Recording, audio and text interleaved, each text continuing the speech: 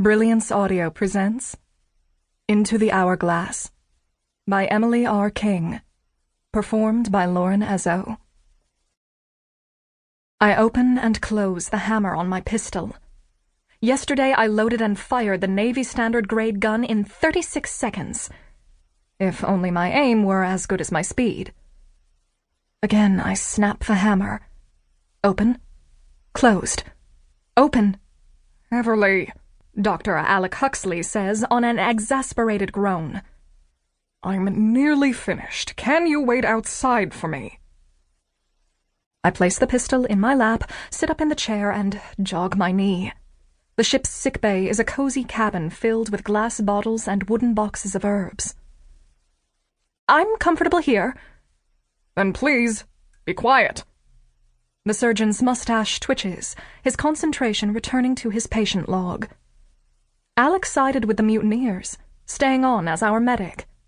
He once had romantic interest in me, but we are comrades now, crewmates and co-protectors of Quinn. On the corner of his desk is one of her writing samples. Alec is teaching her how to read and write. I brush wood shavings from my trousers. After speaking with Vivina, I changed back into my work clothes and carved a few figurines. I have been trying to replicate the figurehead of the Cateran of the Seas, a female marrow.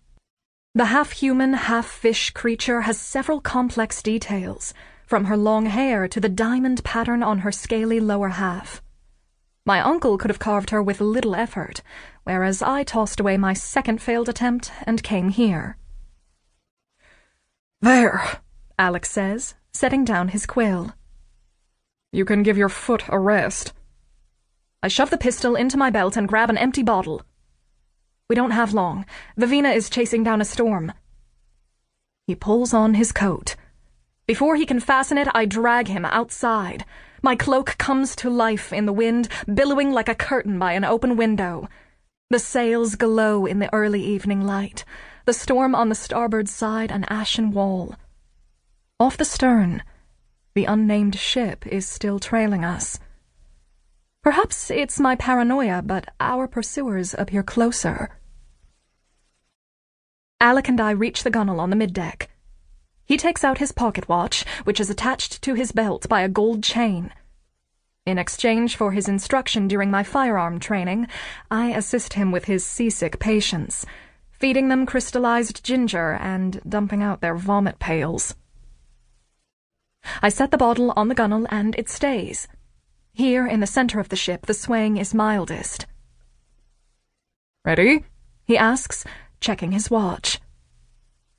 Nearer to the bow, outside the range that I will be aiming, a group of crew members huddles by a cannon. Every morning and night, Laverick and her 6-man gun crew practice firing. The Cateran of the Seas has 3 gun decks, each stocked and well-armed. Laverick has enjoyed testing every single gun. She has a talent, even an obsession, for black powder. Our section of the deck is clear, so I nod. Ready. Prime and load, then present and fire at will, he says. My hands and mind react as one. I measure the black powder from my horn, pour it in, and cram in the ball with the ramrod. Then I grip the pistol, yank back on the hammer, and pull the trigger. The gun recoils in my grasp and fire sparks with an ear-popping blast.